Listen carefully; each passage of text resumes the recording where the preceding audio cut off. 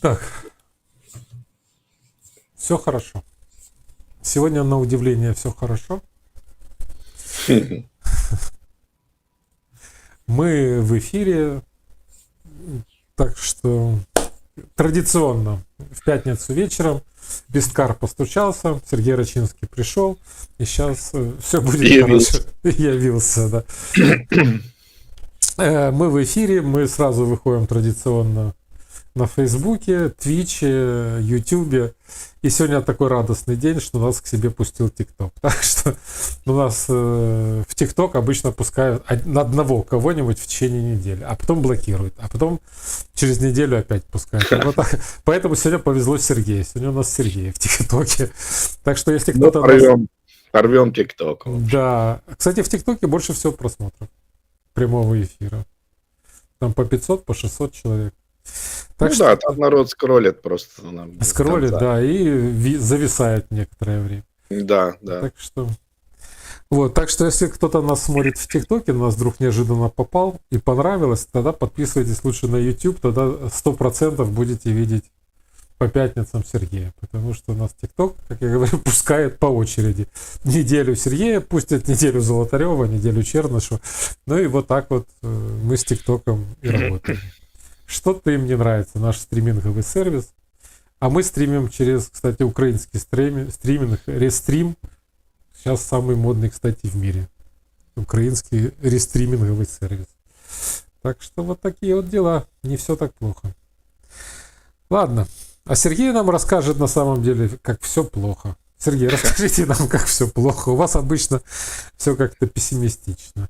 Ну, кстати, это не у меня, это у тех людей, о которых мы рассказываем. Я все жду время, когда наконец мы о них забудем. То есть я вот, делая свой дайджест новостей, каждое утро я пытаюсь выбрать новости и думаю, ну, когда же уже наконец мы вырежем эту всю политическую фигню и начнем давать действительно какую-то информацию интересную и важную. Но пока, к сожалению, все это, так сказать, занимает наш интерес, наше время, и мы зависим в значительной мере от того, что происходит в этих политических и околополитических кругах. Поэтому приходится об этом говорить. Ну, сегодня я начну для разминки такую, значит, я взял новость о том, что украинское правительство разрешило закупки для защиты критической инфраструктуры без открытых торгов. Ну, что в переводе на человеческий язык означает эта формулировка? Что все эти деньги будут тратиться с теми, с кем надо. То есть не с теми, кто, может быть, там лучше дает какие-то предложения, или, может быть, какие-то оригинальные решения, или еще что-нибудь. Ну, то есть отсутствует элемент состязательности, отсутствует элемент конкуренции, даже в том урезанном и примитивном виде, в котором он существует в украинском государстве.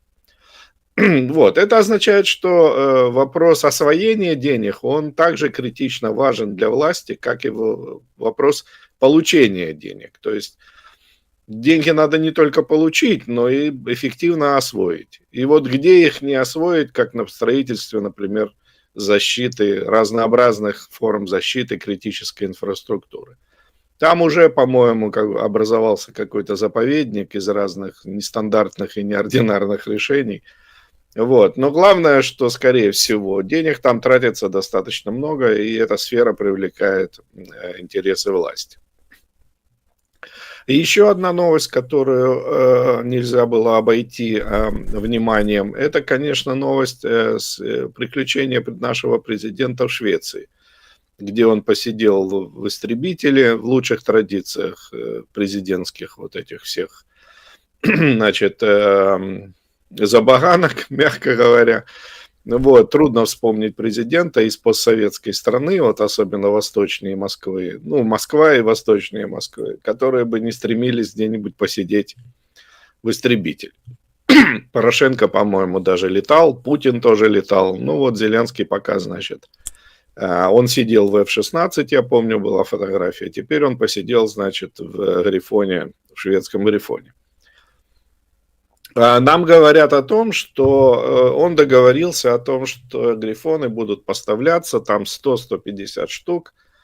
Значит, и что вот это как бы одно из важных решений, которое позволит решить проблемы противовоздушной обороны и вообще как бы вооружение воздушного флота. Надо сказать, что все это довольно условно. Во-первых, эти договоренности – это лишь только намерение. Во-вторых, «Грифон» – это в значительной мере продукт, собранный из иностранных компонентов.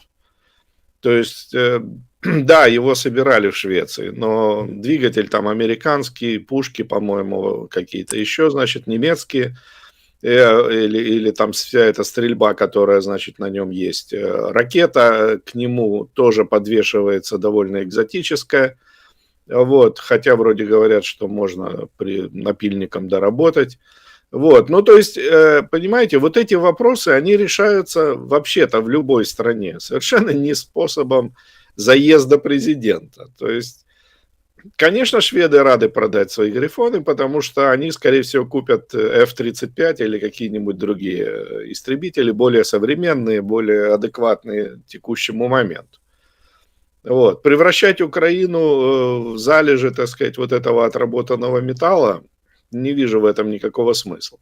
Тем более есть другая еще проблема. У нас есть F-16 уже, и вроде бы как есть перспективы их получения, потому что их тоже будут массово списывать во многих странах мира. И лучше бы, скорее всего, брать, конечно, F-16, которые более универсальные, более адекватные моменту. То есть они производятся более крупной экономикой и содержат в себе больше компонентов, которые происходят из одного места, так сказать, условно говоря. Вот, то есть с ним будет меньше мороки по техническому обслуживанию, по запчастям. Вот, но, судя по всему, на это как-то мало обращают внимание. Более того, на этой же неделе мы получили сообщение, что президент Франции Макрон, значит, на встрече вот этой коалиции желающих, но не говорящих об этом, значит, огласил, что Украине будут переданы летаки, значит, эти самые самолеты «Мираж». То есть «Мираж», ну, судя по всему, «Мираж» это что-то такое подобное «Грифону». Это тоже европейская разработка, французская, вместе с кем-то там, значит, и с соседями. Вот, то есть получается, что, в общем, Украина превращается в некий зоопарк, в котором можно будет посмотреть разные самолеты, посидеть в разных кабинах. Но как из этого всего сделать боеспособные вооруженные силы, воздушные силы, это вопрос открытый, потому что каждая страна в конечном итоге, она делает ставку на какую-то конкретную модель. То есть после сложного и процесса отбора, тендеров там и так далее, выбирается одна модель, на которую и ставка и делается. То есть почему многие вот эти страны, они разрабатывали свой собственный истребитель? Потому что им было так удобнее. То есть они достигали каких-то своих целей, именно с точки зрения не столько достижения каких-то выдающихся параметров, сколько удобства эксплуатации, стоимости эксплуатации, ремонта и технической поддержки. В Украине на это на все никто не обращает внимания. Самолеты рассматриваются как вроде какие-то такие, значит, смартфоны, ну, типа айфона. Поехал, купил, неважно где, привез и пользуйся. Вот. Это совсем не так. То есть, и я удивляюсь, что ведь в Украине уже есть опыт использования тех же F-16, который показал, что все не так просто. То есть с ними много мороки. А теперь, если мы добавим еще дополнительно ассортимент самолетов, то непонятно, какую цель здесь добивается наше командование. То есть, судя по всему, по-прежнему речь идет просто о том, чтобы информационное пространство забить разного рода сообщениями, которые под собой не имеют какой-то практической ценности. То есть, опять же, повторяется вот эта история, что главное – это медийная, так сказать, активность, медийная деятельность на этой войне. Если перейти к более таким фундаментальным событиям этой недели, то, конечно, мы должны упомянуть ситуацию со встречей Трампа и Путина, которая назревала всю прошлую неделю. Вот, и это, так сказать, были какие-то отголоски, и вот она наконец-то стухла, так сказать. То есть Белый дом подтвердил, что они отменяют эту встречу, значит. Ну, вроде как она может теоретически состояться, но в каком-то отдаленном будущем. Поговорили по телефону все участники событий, значит, заинтересованные лица, и таким образом не пришли ни к какому, значит, выводу. Лавров там с Рубио поговорил, ни о чем не договорился, как, ну, судя по тем сообщениям, которые нам доступны. Хотя вот сегодня буквально было сообщение о том, что русский посланник Путина поехал в Вашингтон и будет встречаться с Виткофом. Вот. Если такая встреча запланирована, то, значит, они все-таки пытаются там, значит, о чем-то договориться, и есть какая-то тема предмет для разговоров. Но тут, мне кажется, важно уже учитывать один важный фактор. Сезон вручения Нобелевских премий позади, поэтому для Трампа все эти вопросы, они потеряли актуальность. То есть он немного спешил со всем этим для того, чтобы успеть вовремя подать документы, так сказать.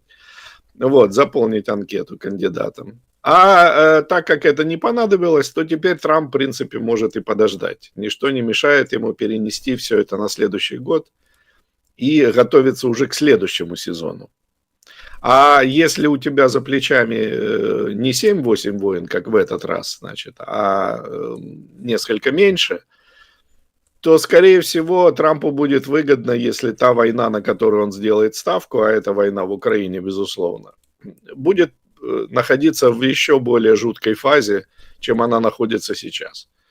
То есть, чем страшнее война, чем больше крови, чем больше жертв, о которых Трамп постоянно напоминает, тем выше будут заслуги того, кто ее остановит. Я думаю, что у политиков никаких других соображений на эту тему больше не возникает, потому что рационального объяснения все, что происходит сейчас на этой войне, дать невозможно.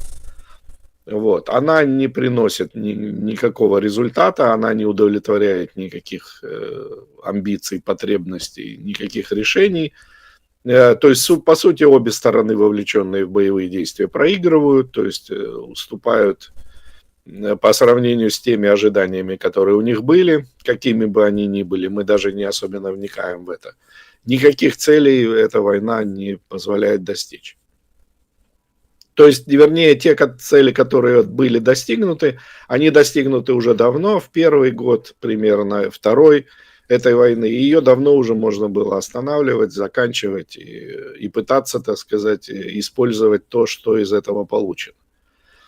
У меня есть где-то внутри глубокое убеждение, что на состояние вот именно боевых действий будет очень сильно влиять вопрос выделения Украине больших денег из замороженных активов.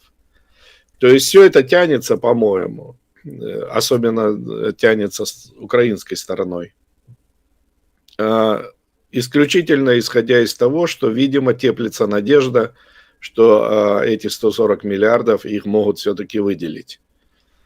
Если сейчас, вот в ближайшее время, а это ближайшее время, это декабрь этого года, ЕС соберется еще раз обсудить вопрос репарационного кредита, если они решат, что они будут давать эти деньги, то я думаю, что вот это и будет, так сказать, сигналом к завершению этой войны. То есть цель будет, Киев получит свои деньги и на этом, так сказать, пойдет договариваться уже с агрессором на тех условиях, которые к этому времени созреют.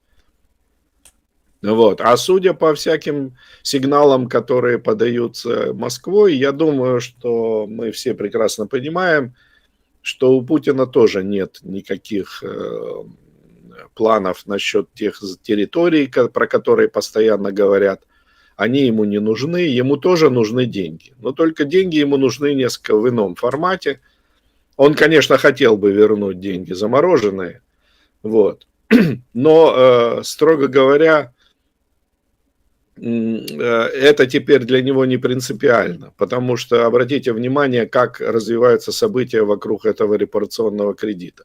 Европейцы хотят взять эти деньги российские, выдать их Украине, а получать их обратно из тех денег, которые Россия будет выплачивать воображаемые репарации, значит, Украине. То есть, другими словами, тут возникнет круговорот денег, который будет замкнут так или иначе на Россию. То есть Россия в любом случае эти деньги получит обратно. И будут использованы они как кредит, не будут. По большому счету это не имеет большого значения. Если бы это деньги были европейские, если бы европейцы дали свои деньги, то история была бы совсем другая. Или если бы Европа конфисковала эти деньги, как, так сказать, как форму наказания агрессора, то тоже была бы более понятна картина. А вот когда здесь они завязывают это в такой узелок, в котором деньги будут ходить между ними, и в конечном итоге все равно окажутся в России, вот, то тут по большому счету, ну, может быть, как-то выиграет Украина. Но этот выигрыш тоже мнимый, потому что мы говорим о кредитах. Все деньги надо возвращать. То есть Украина получает от Европы какие-то деньги, но это все кредиты, это помощью это назвать нельзя. Для страны, у которой разрушена экономика, и которой нужно вкладывать деньги в что-то, а не просто брать кредиты для того, чтобы выплачивать предыдущие кредиты, эти суммы, они большой роли не играют. То есть это не те суммы, которые могут изменить как-то ситуацию. Вот, поэтому, собственно, в этом свете мы рассматриваем вот те последние новости, которые были в связи с этим репарационным кредитом. Европейцы собрались еще раз, значит, попытались договориться, ничего не вышло. Опять у них, значит, есть кто-то, кто не согласен. Но, в принципе, нам это подают как несогласие Бельгии, которая держатель этих денег. Они якобы выступают против того, чтобы всю ответственность за эти деньги несли они сами. То есть Еврокомиссия возьмет, значит, эти деньги и будет их использовать по той схеме, которую они сами придумали. А Бельгия будет потом перед Россией отвечать за все. Их это не устраивает, и поэтому, значит, никто пока ни к чему договориться, ни до чего договориться не смог. Но у меня тоже есть как бы такое подозрение, что Бельгия просто выполняет поручения Еврокомиссии и создает прецедент несогласия. То есть в Европе понимают, что ничего другого они обсуждать пока не могут. Никаких других денег Европа не готова выделять в любом виде. У них их нет. Про эти деньги они готовы хотя бы говорить. Вот. Они даже выделяют проценты, это уже там какие-то суммы, значит, идут. Но они могут обсуждать вот это все, связанное с репарационным кредитом. И здесь им нужен, безусловно, стоп. То есть какая-то, так сказать, какой-то маховичок, который должен это все остановить в тот момент, когда надо будет переходить к действиям. И вот Бельгия выполняет роль этого, так сказать, рычага. Вот. Как Венгрия, мне кажется, тоже часто выполняет такие же функции, которые им поручают в Европе. То есть надо возразить. Потому что одно дело мы обсуждаем какие-то темы, а другое дело переходить к реализации. Нет, это разные вещи. Европа не привыкла что-то делать. Она любит поговорить о чем-то. И вот Венгрия, Бельгия и так далее, и вот там иногда другие страны тоже, они с удовольствием играют роль таких вот, значит, сдерживающих факторов, не позволяющих Европе сорваться и начать что-то действительно делать. Чего мы все ждем? То мы ждем, когда европейцы наконец что-то предпримут. Нет, они ничего предпринимать не собираются. Тем более у этих людей, которые сегодня при власти, у них минимум полномочий, у них минимум доверия избирателей, у них жуткие проблемы с избираемостью потенциальной, а у кого-то сроки их правления уже подходят к концу, поэтому никаких резких движений делать они не будут. На этой неделе провалился еще один проект Европы, связанный с Украиной. Это вопрос открытия переговорных так называемых кластеров, что бы это ни значило.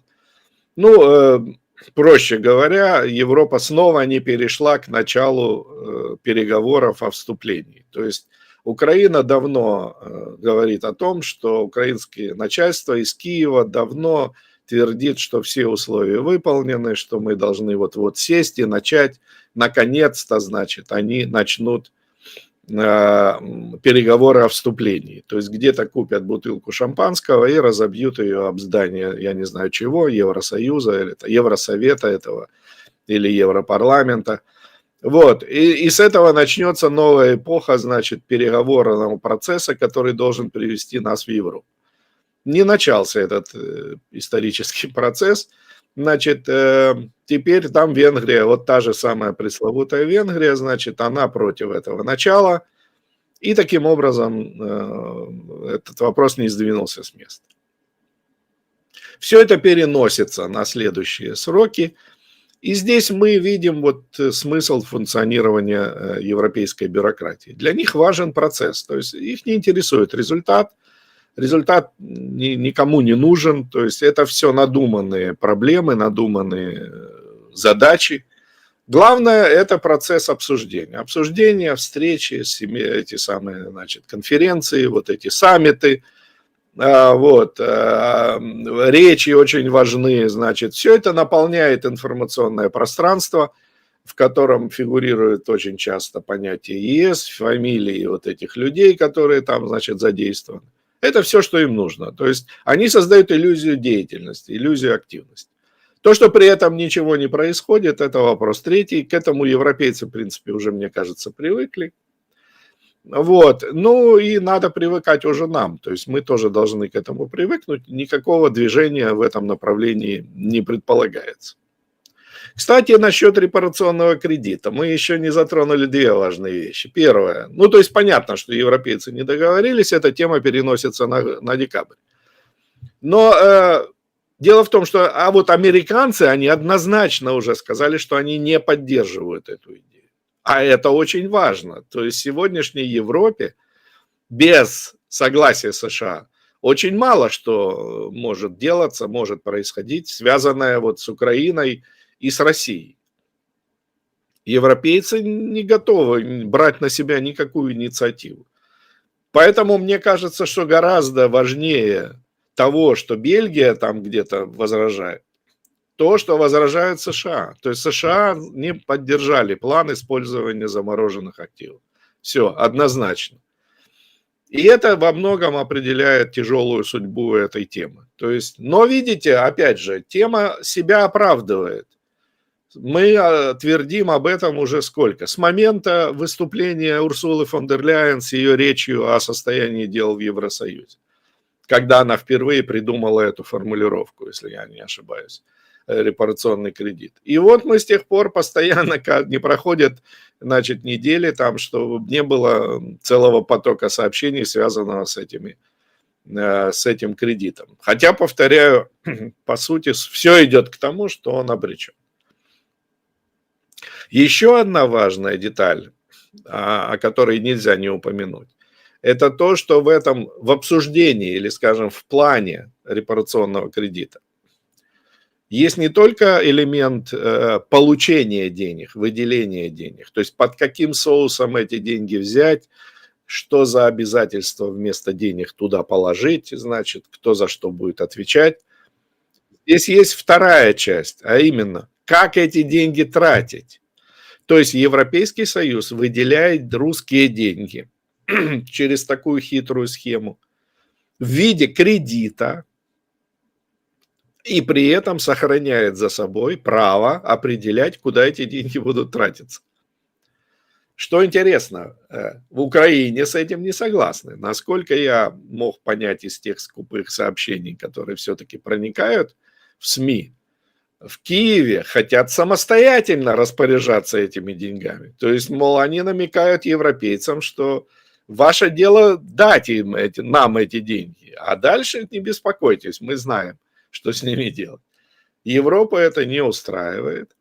Они рассматривают модель, по которой эти деньги будут потрачены на два компонента. Один военный, один общеполитический. Догадайтесь с двух раз, какой компонент больше по сумме, причем существенно больше. Не военный, конечно, общеполитический. Ну, то есть украинское государство будет в первую очередь получателем. И, значит, оно будет содержаться на эти деньги. На войну выделяется меньшая часть этих средств из 140 миллиардов. Вот, таким образом, это дополнительный штрих, очень важный к вопросу о том, какова будет судьба этого репарационного кредита. То есть он может вполне очень быстро обрасти скандалами, связанными с тем, что никто не согласен ни с кем по поводу не столько выделения денег, сколько того, как их тратить. Причем в самом ЕС есть голоса, которые настаивают, что эти деньги должны быть полностью потрачены на оборону. То есть, в общем, хотя вроде он репарационный, то есть он вроде должен был бы идти на восстановление экономики, судя по идее, но Украине не хватает хронически денег буквально вот на текущие расходы. И именно с этим связан вот этот психоз, связанный, значит, с тем, как эти деньги делить. Стало известно, вот почему-то у нас цитируют газету «Эль Паис», которая с ссылкой на свои источники в Киеве сообщает, что Украине денег хватит только до конца первого квартала 2026 года. Вот. Но это, по-моему, в этом нет ничего нового или необычного. Украинское государство живет за счет внешних денег, внешних кредитов, внешних заимствований, и ее существование само по себе является, так сказать, существованием с колес, что называется. То есть деньги буквально подаются еще, так сказать, свежеотпечатанными и сразу пускаются в дело. Никто никаких планов, никаких бюджетов и так далее не составляет и составлять не может. Бюджет – это такая же фикция, как и все остальное в государстве, и является просто поводом для разговоров в Верховной Раде. Ну, еще потом какое-то лоббирование, значит, может быть, вокруг него организовано. Вот, эти проблемы Украины с финансированием всего, не только боевых действий, далеко не только боевых действий. Денег не хватает ни на что. Ну, во-первых, мы это сами на себе испытываем, то есть вот нам обещают, что отопительный сезон уже начнется 1 декабря, а может даже 10 декабря, а потом скажут, что а что тянуть, давайте уже после Нового года, а после Нового года скажут, да давайте после свят и так далее. То есть, в общем, тут много будет событий разных. Но МВФ не пропускает, судя по всему, без внимания вот эти все вещи. И было интересное сообщение о том, что МВФ якобы давит на Нацбанк Украины и требует проведения девальвации гривны. Ну, насчет давит, я тут, конечно, сильно сомневаюсь. По-моему, МВФ совершенно все равно, как НБУ и как Украина там будут решать свои проблемы. МВФ – это контора, которая выделяет деньги и получает деньги. И больше ее ничего не интересует. Но в Украине отношения с МВФ, они носят такой мифический характер, так сказать, с некой потусторонней силой, которая все может и, так сказать, ей все проблемы доступны. И уже не первый раз я сталкиваюсь вот с этой формулировкой. Помните, нам рассказывали о том, что МВФ давил на украинское правительство с целью поднятия стоимости жилищно-коммунальных услуг. Что якобы вот повышается цена на электричество, на газ, на воду там и так далее. Это не потому, что чиновники украинские это хотят делать. Это на них давит МВФ. Они требуют этого. А куда деваться? Деваться некуда. То есть При этом спустя какое-то время в МВФ четко дали понять, что на кого они не давили, им совершенно все равно, какие у нас услуги жилищно-коммунальные и какие там оплаты. Это внутреннее дело страны. Их интересует только когда следующий платеж. Вот, по-моему, эта история повторяется. То есть снова нам рассказывают о каком-то мифическом давлении МВФ. А на самом деле, мне кажется, что это банальная история, которая родилась в недрах самого НБУ. Ничего другого сделать они не могут. В этой ситуации, в которой они зависят полностью от внешних денег, когда экономика в руинах, когда налоги собираются в основном с налогов, то есть уже, так сказать, со второго круга, со второго оборота одних и тех же денег. Вот, то есть все превращается в фиктивное такое хозяйство. В этой ситуации нет другого выхода, как только девальвировать гривну. Вот, то есть за те доллары, евро и прочие, значит, денежные единицы, которые нам обещают выдать, власть хочет получить больше наших, так сказать, бумажек и раздавать их населению и солдатам в первую очередь, потому что там по-прежнему большие суммы, хотя их растянули, помните, мы это обсуждали уже, их растянули на 7 лет, что ли. То есть это превращается в фикцию тоже. То есть если теперь произойдет девальвация, то это уже будет конец этим всем деньгам, которые обещали тем, кто пошел воевать. В общем, таким образом, судя по всему, к Новому году нам могут вполне приготовить вот эту новость, под елочку, так сказать, девальвировать гривну, причем девальвировать ее могут серьезно. У нас всегда это происходит рывками, у нас не происходит это плавно, потому что здесь действуют не экономические факторы, а чисто политические. То есть начальники пришли, сели, сказали, от фонаря берут цифру и говорят, да, вот гривна теперь будет вот столько. Значит, там доллар, столько гривен, все. Вот, так что их ничего не держит, они могут любую цифру написать, никаких последствий не будет. Ну, а уменьшить вот эту нагрузку, безусловно, для них критично важно, потому что на эти деньги они сами претендуют. Вся эта помощь уже как бы расписана по карманам, вот, а тут еще взять и их придется отдавать как бы обычным простым людям. Они на это не согласны. Зеленский выступает с успокоительными речами, говорит, что якобы ЕС обещает финансовую помощь уже, значит, не только в следующем году, но и в 27-м. Вот, это понятно. Я абсолютно уверен, что ЕС будет давать какие-то деньги, потому что, по сути, давать вот эти маленькие суммы, это то же самое, что не давать ничего. Потому что, по сути, они будут давать Украине те деньги, которые Украине придется тут же выплачивать обратно в виде процентов по кредитам. А с 27-го как раз начнется вот этот жар, так сказать, вот, по которому придется платить уже очень серьезные суммы. Но мне так кажется, что Зеленскому на это уже наплевать, вряд ли он будет исполнителем этих всех решений. Вот, поэтому он спокойно произносит разные речи на тему того, что спите спокойно, денег нам дадут.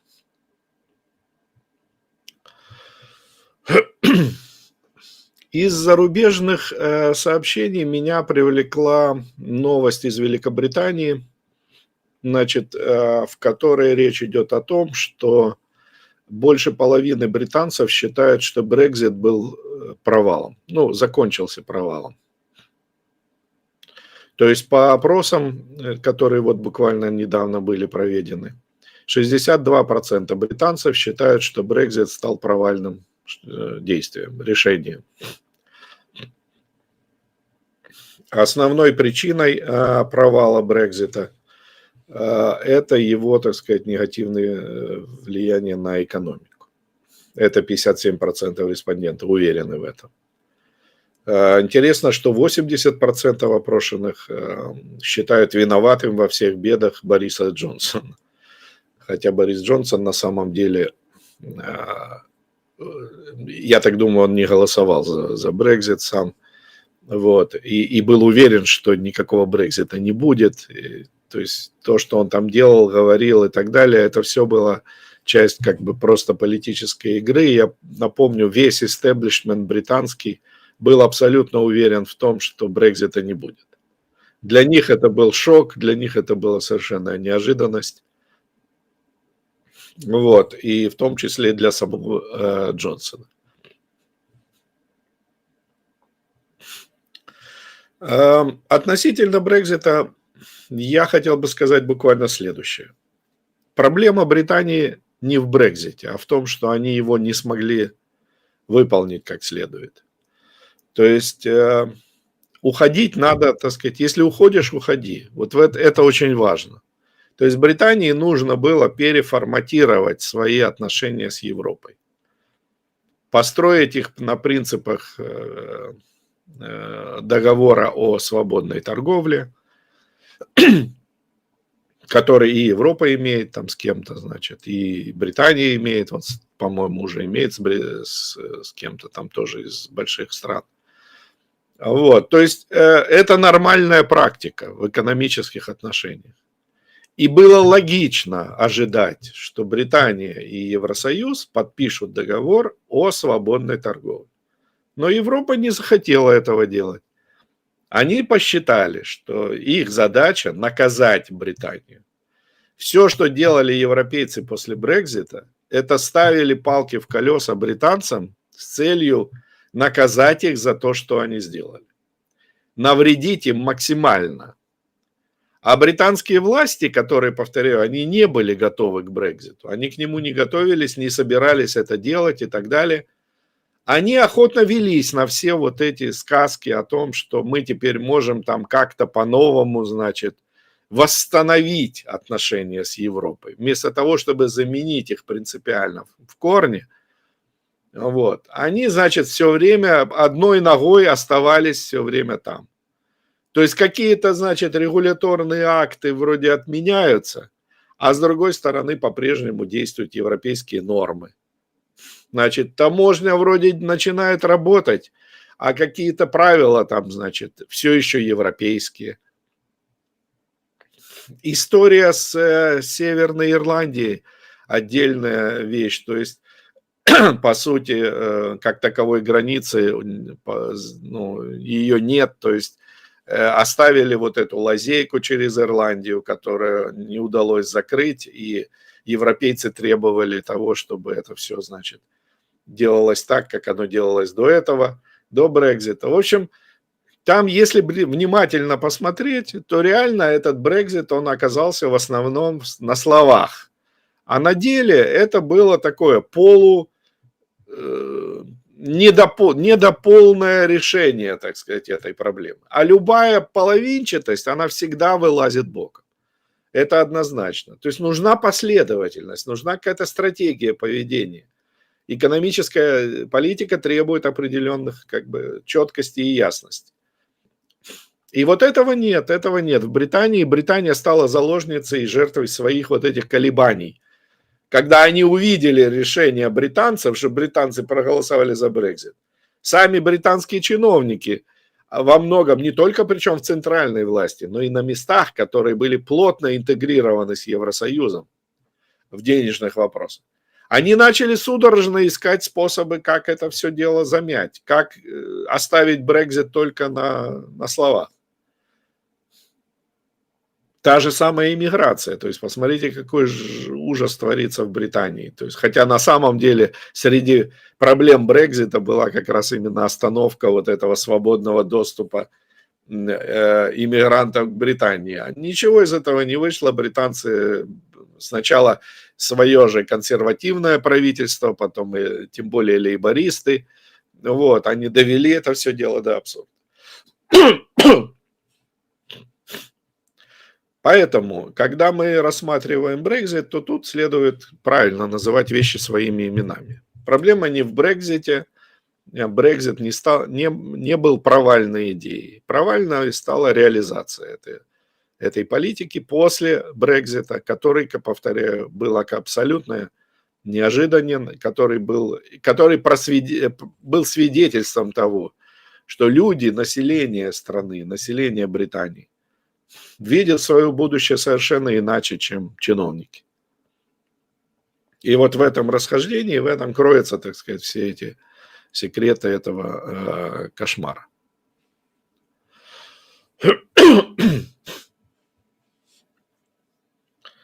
Одно из вот, кстати, проявлений на этой неделе того, что Британия никак не может освободиться от европейского влияния, являются новости, связанные с проблемой свободы слова в интернете. В Британии жуткие сейчас идут проблемы, накапливаются, связанные с тем, что людям запрещают буквально там свободно выражаться, высказываться в соцсетях, их начинают хватать таскать в политику, в полицию, значит, арестовывать, им там выписывать штрафы, сроки и так далее.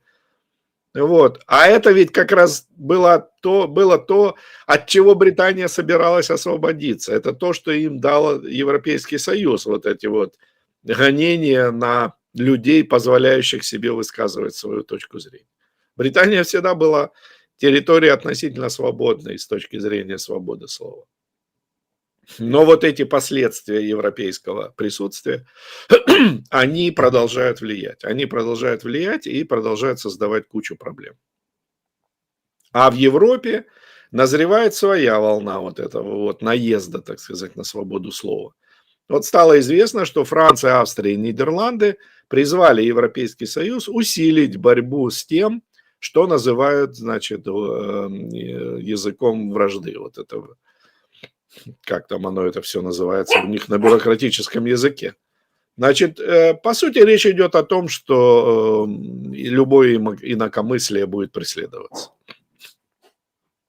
Потому что нет никаких определений. То есть там речь идет о чем? Усилить, значит, борьбу с расизмом, антисемитизмом, ксенофобией и антимусульманской ненавистью.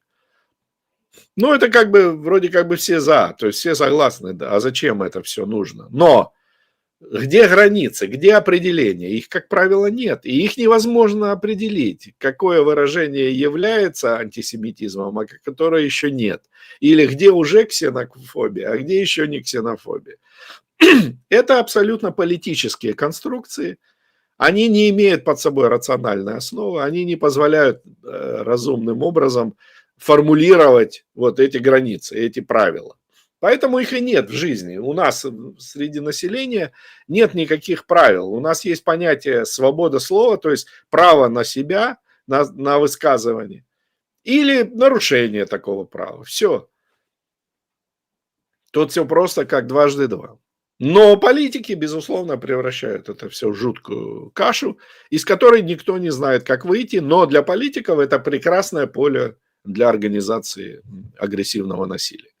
И Европа становится вот ключевым полигоном, так сказать, где усиливают этот наезд на свободу слова в который раз уже за последнее время.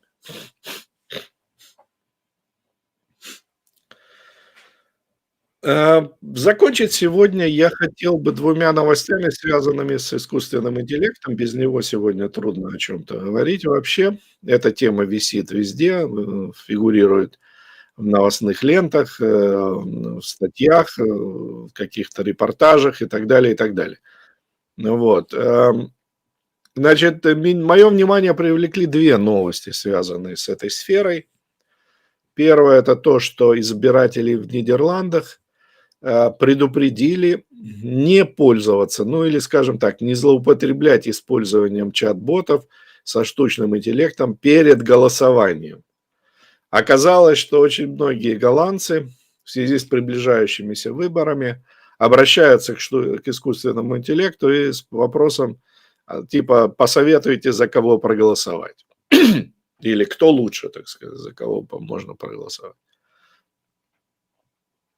Как оказалось, значит, искусственный интеллект регулярно советует обращаться к 2 основным партиям на противоположных концах политического спектра. Но в этом есть как бы определенный резон, потому что если вы хотите за что-то проголосовать, то вам надо определяться тогда. А есть 2 полюса, никуда от этого не деться. То есть они исторически сложились, и они фигурируют в Нидерландах точно так же, как и во многих других странах Европы. Мы сейчас не будем затрагивать вопрос о релевантности вот этого деления на левых и на правых, она давно утрачена. Сегодня это все разномастные татисты, то есть это в основном шкала это не является между левым и правым, шкала между больше государства, меньше государства. Вот. Но в политическом лексиконе это все фигурирует как левый край и правый край политического спектра. Голосовать за центристов абсолютно бессмысленно, потому что кто такие центристы? Это люди без какой-то программы, без определенных взглядов. Это люди просто, которые хотят во власть, но ничего не обещают, то есть как бы не связывают себя с какими-то ожиданиями. Вот. Все это, безусловно, фиктивно, повторяю, мы тут не строим никаких иллюзий. Но в сложившейся политической культуре, то есть политик обычно объявляет, с какой системой взглядов, с какой системой, значит, идеологии он связан. Если человек говорит, я центрист, то это означает, я никто. То есть я ни то, ни сё, ни рыба, ни мясо. Понятно, что даже искусственный интеллект догадался, что это, в общем, довольно глупо, и поэтому голосовать нужно за тех, кто как-то себя позиционирует, более-менее четко. И поэтому советую, значит, голосовать за края. Вот. Но вот эта как бы система контроля за всем этим миром медийным и политическим, в частности, видимо, какой-то истеблишмент, так сказать, нидерландский, он озабочен тем, что нарушается вот эта тенденция к тому, что в последнее время очень много партий в Европе, они так или иначе называются центристами. Левоцентристы, правоцентристы, там какие-то еще зеленые там и прочие, вообще непонятно, как они к этому относятся. То есть они маскируются. Хотя все это, повторяю, просто различные формы этатизма. Вот. Ну, в общем, это о чем нам говорит эта новость? Она нам говорит о том, что я уже не раз как-то высказывался на эту тему, что искусственный интеллект найдет себе значительно заметное место именно в политической деятельности. Никакого рационального применения в практической деятельности людей, скорее всего, искусственный интеллект не будет иметь. То есть это выродится в некую форму нового поискового механизма. То есть это как бы Google поисковик будет заменен искусственным интеллектом. Вот все, что он сможет предложить человеку, рационально действующему, ну, осмысленно действующему. А вот политикам искусственный интеллект может предложить очень многое. То есть, во-первых, разнообразнейшие способы замутить, так сказать, с текстами, которые сам политик сочинить никогда бы не смог. Вот. Искать и формулировать разного рода оправдания их действий. Там, значит. Ну, то есть ему очень много можно найти применения вот чисто бюрократической деятельности, чисто в деятельности, связанной с манипуляцией общественным мнением, пропагандой. Это будет, скорее всего, основная сфера применения искусственного интеллекта. Пропаганда. То есть мы видим, что политика и искусственный интеллект, они друг друга найдут. Они уже, скорее всего, нашли, и они найдут его друг друга и дальше. А вот с точки зрения рынка и искусственного интеллекта, то вторая новость в этом смысле интересней. Мне попалась статья, в которой ставится вопрос довольно, так сказать, резко. Причем так, как я его в свое время уже тоже ставил, мне понравилось, что тут совпадают наши взгляды. Является ли действительно искусственный интеллект причиной увольнений, которые мы видим, и которые объясняют тем, что внедряется искусственный интеллект? Или это просто оправдание для увольнений? Вот я давно придерживаюсь мысли, что искусственный интеллект – это просто отличное оправдание для того, чтобы сократить штат. То есть начальство, которое сначала раздуло штаты, а теперь понимает, что их надо сокращать, нашло в искусственном интеллекте отличное оправдание. То есть отличный excuse, так сказать. То есть они говорят, ну что, ребята, вот искусственный интеллект, мы его внедряем, мы не можем его не внедрять, потому что это прогресс, это шаг вперед, от этого зависит стоимость наших акций там и так далее. Наши инвесторы проверяют, как мы внедряем искусственный интеллект или нет. Поэтому не обижайтесь, вот ваши вещи, до свидания. Но на практике, скорее всего, речь совершенно о другом. Речь идет о том, что, и причем есть уже исследования, наблюдения, где социологи, бизнес-эксперты, они отмечают, что... А есть даже и случаи прямого признания руководителями компаний, что они использовали искусственный интеллект просто как повод. После ковида во многих отраслях экономики возникла такая, так сказать, ну, такой бум определенный найма людей. То есть много было принято людей ненужных, совершенно, значит, там надо было осваивать какие-то шальные деньги, которые неожиданно откуда-то приходили. Вот, надо было, значит, запускать какие-то новые проекты. Вот, то есть, а потом постепенно это все утряслось, и руководители компаний поняли, что эти люди лишние. Ничего из этого не будет, то есть ни денег не будет, ни каких-то проектов не будет. Вот, и они решили, что надо их сокращать. И, повторяю, искусственный интеллект становится прекрасным оправданием того, что людям просто пишут это как повод для увольнения. И как бы возразить вроде особенно нечего. Но параллельно с этим, то есть параллельно с этим набирает ход тенденция такая, что люди трезво смотрящие на ситуацию, они говорят, что нет, что искусственный интеллект не будет вести ни к какому сокращению, ничего. То есть наоборот, любая новая технология, если он будет, вот, если он действительно достигнет тех масштабов, о которых нам обещают, повторяю, это не факт. Вполне возможно, что искусственный интеллект сдуется, как и многие другие технологии. Вот. Но если он действительно разрастется в нечто такое существенное, то он просто добавит возможностей на рынке для того, чтобы люди работали над какими-то новыми проектами, новыми идеями, новыми разработками и так далее, и так далее. То есть не будет никакого вот этого массового увольнения в связи с переходом на искусственный интеллект. То есть будет какая-то, безусловно, но она идет все время, вот эта перетасовка, оптимизация, утряска, так сказать, возможностей компаний с их желаниями. А с точки зрения какого-то массового влияния на рынок труда, я думаю, что тут опасаться нечего. Все так или иначе будет нормально, как это было и с ранними с другими применениями подобных прорывных технологий в прошлом. Они пугали, а потом люди их спокойно, так сказать, осваивали и шли дальше. Так будет и в этот раз. Ну, в общем, это все на сегодня у меня из того, что я подготовил.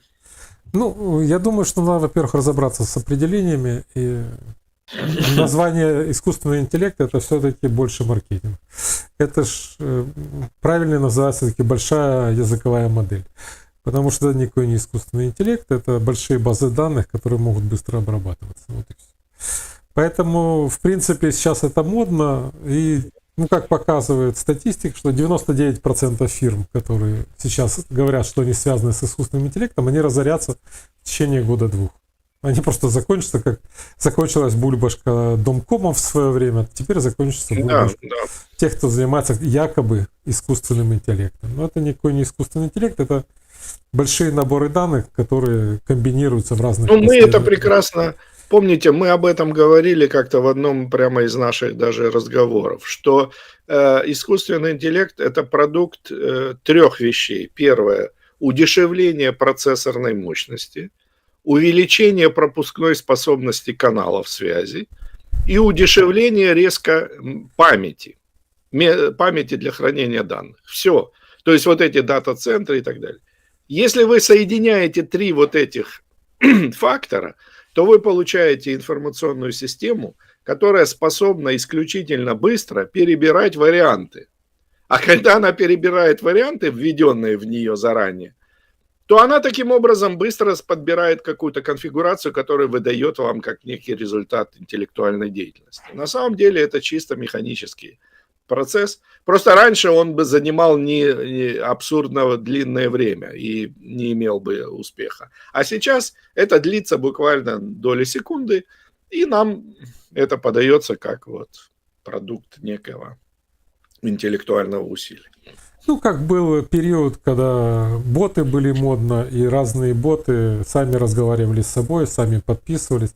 Был же период, когда в Инстаграме, например, там уже сами боты размещали фотографии, сами боты писали комментарии, сами боты накручивали подписки, и это все превратилось просто в большую систему. Ну, то же самое с искусственным интеллектом не стоит. Просто это очень удобно для тех, кто умеет работать. Это удобно, это сокращает количество времени. Вообще искусственный интеллект — это мечта любого продюсера или главного редактора. Потому что теперь не надо брать музыканта. Если ты продюсер, ты знаешь, представляешь, что ты хочешь, что тебе не нужны музыканты, мучиться с этими творческими людьми. Нахрен они нужны. Просто задаешь промпт, правильно с ним работаешь и получаешь на выходе уже результат. Есть же данные о том, что за 25 год украинские исполнители загрузили на Spotify 25 тысяч новых треков. Из них 5700 сгенерированы искусственным интеллектом. Но это там, где признались.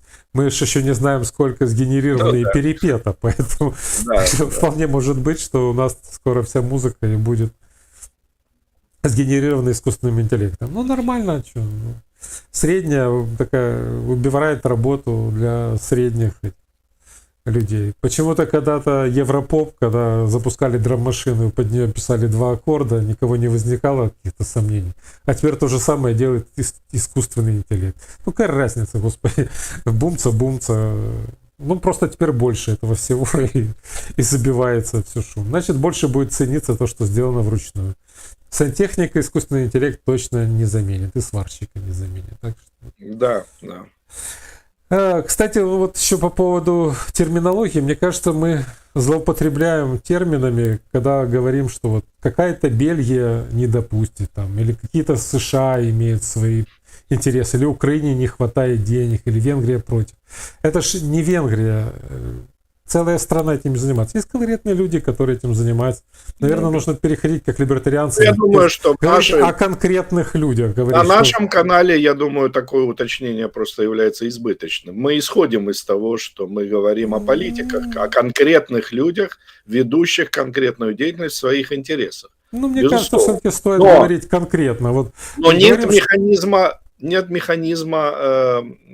оппонирования. Вот в чем все дело. То есть, другими словами, этот мир заточен на вот деятельность этих людей. Политика – это их деятельность. Люди не участвуют в этом. Они никаким... Крайней только формы может принимать это оппонирование. Вот. Поэтому мы должны да, конечно, безусловно, мы это понимаем, и я думаю, что просто каждый раз говорить об этом не обязательно. Нет, ну просто, наверное, все-таки стоит уточнять, потому что когда мы говорим, наверное, Бельгия против, ну там не Бельгия, там депозитарий, который хранит деньги, его руководство против. Это слова премьер-министра, это правительство Бельгии. Ну, то есть говорю, правительство Бельгии, там, потому что... у этого единственного правительства есть один премьер-министр, поэтому он в данном случае это Бельгия. Ну, вот я с вами не согласен. Все-таки он не Бельгия, он премьер-министр Бельгии, поэтому, мне кажется, стоит говорить вот конкретно, что вот государство Бельгия, премьер-министр Бельгии говорит то-то, там Орбан говорит то-то, потому что он не выражает интересы всех венгров или всех... Что Европейский Союз – это не союз премьер-министров, это союз государств. Правильно. Значит, мы должны говорить о государствах. Они функционируют как некие представители государств. Тут мы просто рискуем залезть в дебри, которые нам абсолютно неинтересны. Ну, мне, по крайней мере. Поэтому я считаю, что наши слушатели прекрасно понимают, о чем идет речь. Ну, мне кажется, как либертарианскому каналу все-таки имеет смысл говорить, что это государство. А мы из этого исходим. Это наше базовое представление. Ну, вот нас смотрят, многие люди могут и не понять. Мне так кажется. Ну, не важно. Ладно, хорошо. Будем, наверное, заканчивать. Это такое... Ну, вы знаете, вот, кстати, когда мы говорим про войну Украины и России, России против Украины, место Штатов, там, Китая, то если мы предположим, что Путин американо-китайский шпион, то все станет на свои места. Потому что он делает и то, что делал Байден, и то, что делает Трамп, спасая Путина, не просто спасает своего рядового Райана, чтобы он не попалился. Потому что иначе объяснить все, что происходит, дело нельзя. в том, что, строго говоря, все государства делают то, что выгодно им, то есть государствам же. Государство государству никогда глотку не перегрызет. Украинскому государству, например, ничего не угрожает. Оно никогда не было таким мощным, таким богатым и таким уверенным в себе, как сейчас. Оно может что угодно. У него нет сдерживающих вообще инструментов сейчас. Оно никогда не было настолько широко захватно, как сегодня, во время войны. Поэтому любая война выгодна государству, и любые такие действия выгодны. Государству не вредят. Государство использует в качестве расходного материала людей. Людей, которые подконтрольны государству, то есть чиновникам и верхушке власти. Это очевидно, да. Вот смотрите, кстати, вот у нас сейчас появился комментарий. Люди обирають політиків, значить беруть участь, особливо на Заходе. Вот так. То есть получается, что если мы говорим... Они берут участь в ритуале, политическом ритуале. Был создан политический ритуал, который устраивает политиков, потому что он не имеет никаких, так сказать, правовых последствий. У него есть... То есть, вот когда этот человек, который написал этот комментарий, вот я могу ему предложить провести простой умственный эксперимент. Вот он свой мотороллер, когда хочет передать права на его использование другому человеку, как это выглядит? Он идет к адвокату, он идет к этому... к юристу, так сказать. Он подписывает договор, он платит деньги за услуги. Этот договор регистрируется, а речь идет всего о какой-то железяке, которую он на некоторое время передал другому человеку. На выборах мы передаем ключевые права, касающиеся нашей жизни, то есть возможность определять нашу жизнь. Как это выглядит? Мы идем и бросаем бумажки анонимно в какие-то коробки, которые эти же люди потом ими же и манипулируют. Вот и все. То есть вот попробуйте чуть-чуть вот так подумать, и вам становится понятно, что на выборах вы ничего не участвуете. Вы участвуете только в ритуале, вот в церемонии, в том, что надо пойти куда-то, сходить, что-то сделать символическое. Причем вам это ничего не стоит. Опять же, вспомните простую вещь. Представьте, что вам надо для того, чтобы проголосовать, заплатить деньги. Взнос типа сделать. Я хочу проголосовать, я хочу поучаствовать, как вы говорите. Сколько людей придет на такие выборы? Если на бесплатные выборы сейчас в Украине приходит меньше половины. В Европе тоже приходят не так много людей на выборы. Разные, в зависимости от уровня. Это раз. И второе. Не надо забывать, что Европа имеет определенные традиции самоуправления. У нас их никогда не было. Вернее, они были очень давно, в стародавние времена. Нас отрезали от этого прошлого, большевистской, так сказать, истории. А вот европейцы, нет, они еще отчасти они еще близки к тому прошлому, как были самоуправление. А самоуправление – это нормальный, здоровый механизм. Там можно прийти, проголосовать за кого-то, и потом у него же и спросить, дружище, как там? Мы тебе доверили, ты, значит, должен нам что-то там. Ясно, что в современной политической системе это все превращается в фикцию, но вот это остатки этого, так сказать, прошлого, остатки прошлого понимания, правового механизма. Это как вот ребята собираются играть в футбол, они выбирают капитана. Вот они выбрали капитана, и они от него чего-то ожидают. И он тоже обречен определенным доверием. Это правовые механизмы в самом обществе действуют. Политики здесь нет. Вот то же самое и здесь. Поэтому тут надо очень четко понимать, что к чему. Кстати, спрашивают, а якщо б жоден виборець не прийшов голосувати, що б тоді було? Жоден не может не прийти, потому что значительная часть населения – это люди зависимые. И сами часть этой же системы. Поэтому они-то придут обязательно. Вот. Ну, а потом смотрите, что происходит в таких странах, как Россия, например. Там людей на работе просто шантажируют, терроризируют и так далее.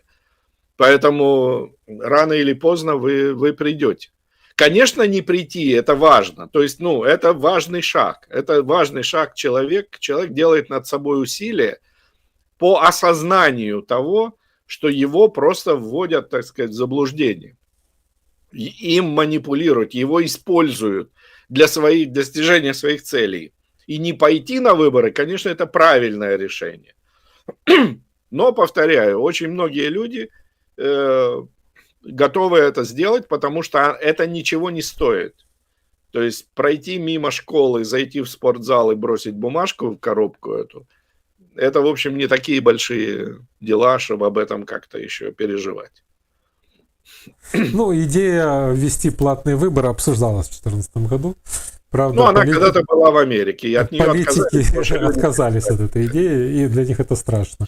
Да. И для того, чтобы люди ходили на выборы, когда-то в Украине, кстати, не так давно, был нижний предел. То есть, если пришло меньше 50% зарегистрированных избирателей, такое, то выборы считались недействительными. Но эту норму очень быстро сняли, потому что иначе бы ничего не получилось. Да, да. Просто никто бы никуда не пошел.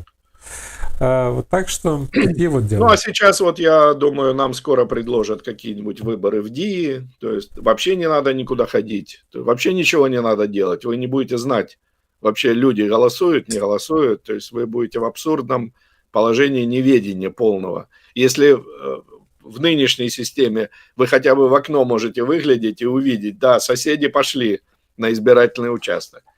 А так в ДИИ вы даже не поймете вообще, кто-то хоть один проголосовал, кто-то или нет. Государство будет само это все дело делать внутри себя. Вас уже даже не будут беспокоить особенно.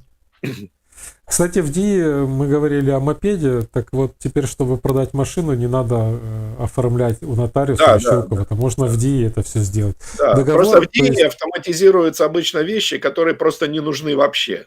Вот в этом особенность. Когда люди говорят, а что-то вы против ДИИ выступаете, она же такая удобная, так же хорошо все.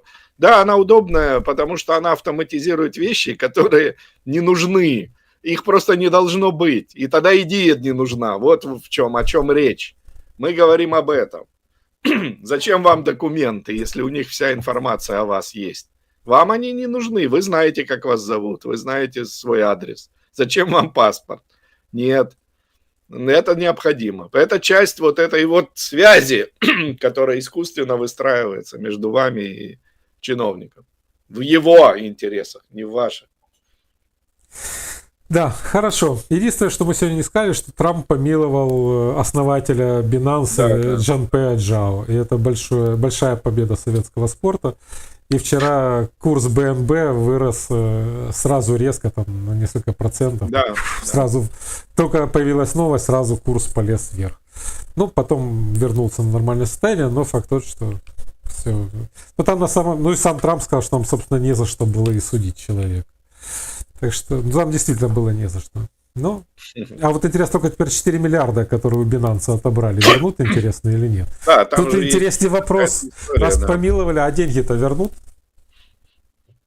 Тут мы пока будем наблюдать, вернут ли Binance денег. Хорошо. Ну что, спасибо большое, Сергей. Сегодня поговорили, быстро уложились в час. Свет нам не отключили, хотя по графику грозились страшными этими отключениями света. Да, мне отключили досрочно даже немножко. У меня сегодня все было подготовлено, если отключат. Ну, хорошо. Ну что ж, тогда мы сегодня прощаемся. С Сергеем встретимся через неделю. Всем спасибо, всем, кто нас смотрел. И до встречи с Сергеем через неделю. Ну и следующая неделя у нас традиционно большая. Будет и Юровский, и Чернышев, и Золотарев. Так что набирайте сил, готовьте вопросы. Все, всем спасибо, всем пока. Спасибо, всего хорошего, до свидания.